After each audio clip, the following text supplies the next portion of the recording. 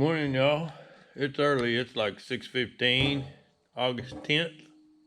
It's actually mine and my wife's anniversary, but this is the last weekend of our grape harvest. And I'm not going to bore y'all with the details like I did last time, but we're going to talk to the couple of guys that work up here about home winemaking process during the day and let y'all in on it. We're getting raisins in there. Okay, ready? Oh.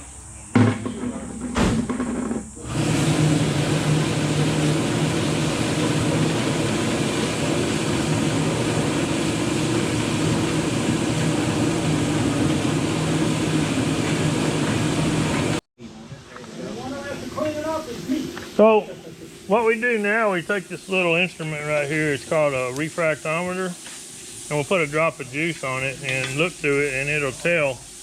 Yeah, this camera's not going to work, but it'll tell what the sugar level is. So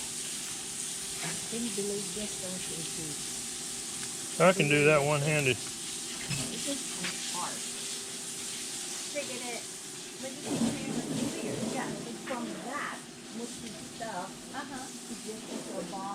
So that's 24 bricks.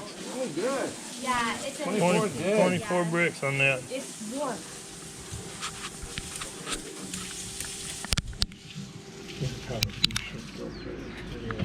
This is just one of them.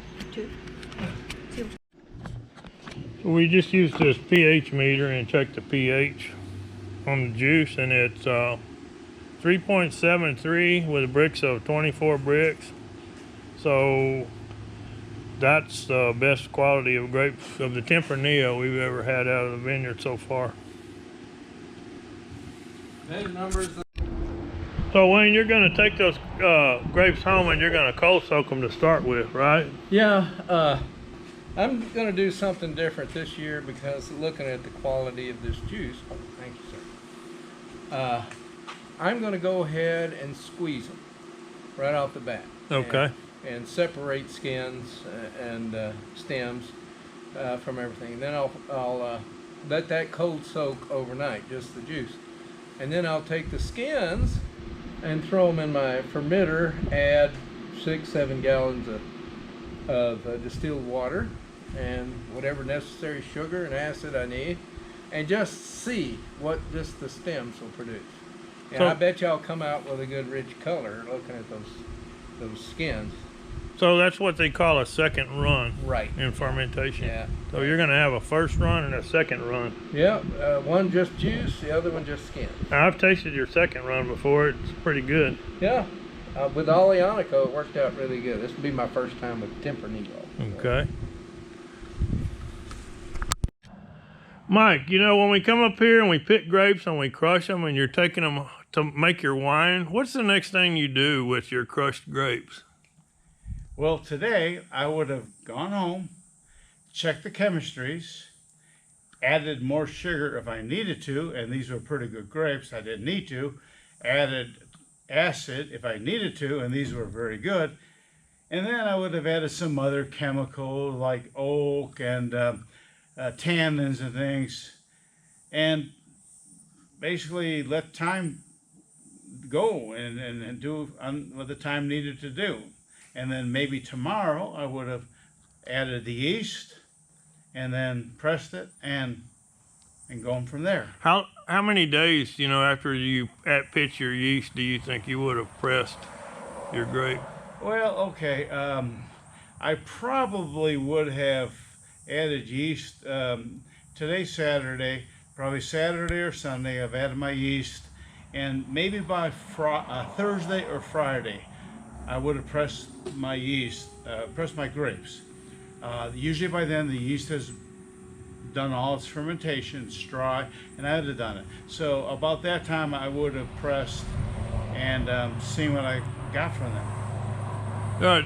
One other question. Do you taste your wine as you're going along through your winemaking process? Well, as every day you have to push the cap down of the whites. And the cap red- is, the yeast pushes the skins up and Right. protects itself. So Right. there's like a layer on top of the barrel. Right. The red skins push up, and every day I push them down. And during that time, I do taste it, make sure there's nothing bad that I'm picking up, and I also make sure that I don't taste sugar. And after I don't taste any more sugar or nothing bad, then it's time to press. Okay. And then when you press, it goes into like a secondary fermenter where you cut the air off, use an airlock with water in it, and Yeah, I like to give it a lot of oxygen while it's doing primary fermentation, but once it moves to the secondary, I will put an airlock on top of it so that it doesn't get any air. I don't think it'll be a problem at that point, but still, I want to kind of keep the air oxygen away from it. and then we add the SO2 in there, so you'll have a layer of the Well, you can sulfuric add the gas. SO2 at that time. I like to add the SO2 a little earlier, and that's the time that if you have malolactic bacteria that convert the lactic acid to the malic acid to the lactic acid, that's the time I like to add it. But it's just all a matter of preference. Okay. All right. Well, thanks for your time and your expertise. Okay, thanks.